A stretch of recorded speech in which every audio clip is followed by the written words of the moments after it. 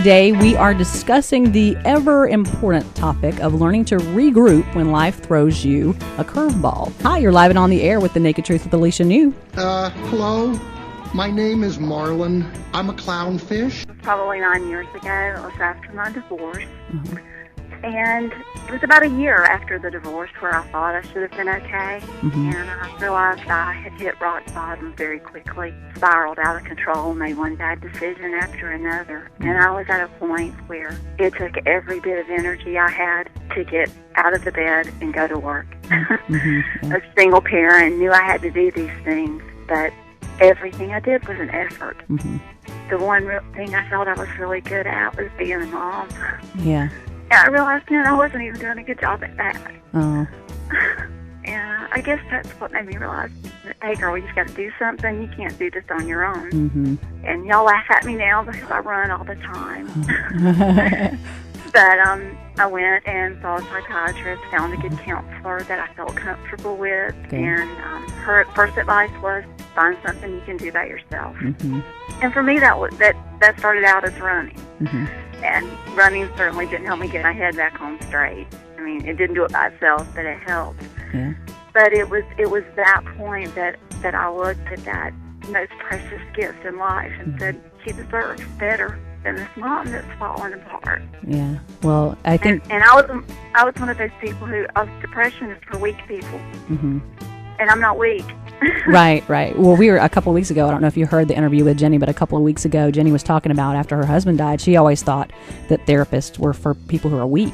Well, it's not. It's for people who need a little help in life. You know what I mean? We all have moments of weakness, but I think just like you found new focus in that, it takes a lot of strength to go to somebody and say, hey, I'm feeling kind of weak.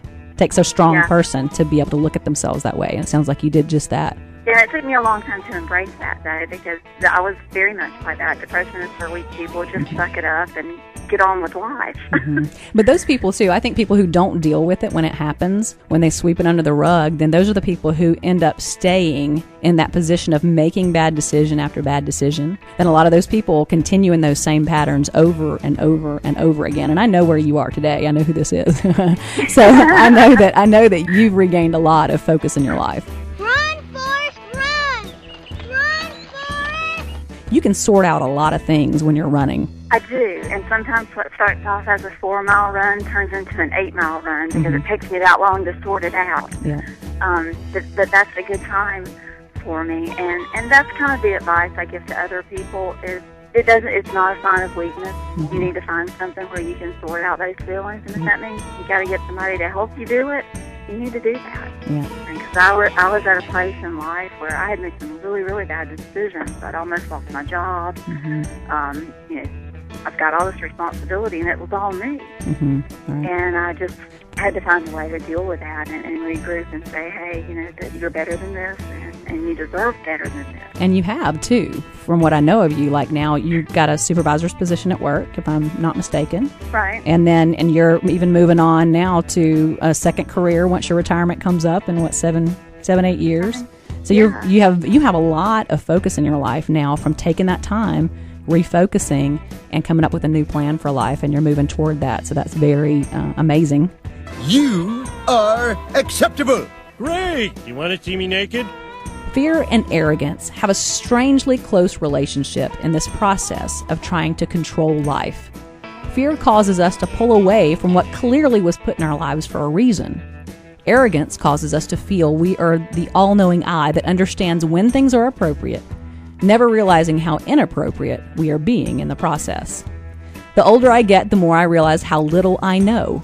I also have learned to just simply trust what's happening.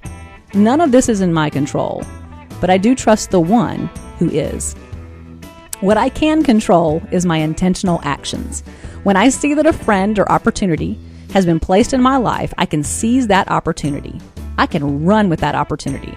The more I run with what life drops in my lap, the more joy I have found in the journey. All these random opportunities to have fun, laugh at things, be a successful businesswoman, raise great kids, and build a beautiful life just flow when I stop trying to contort my life into my own personal origami. All in good time, my little pretty, all in good time.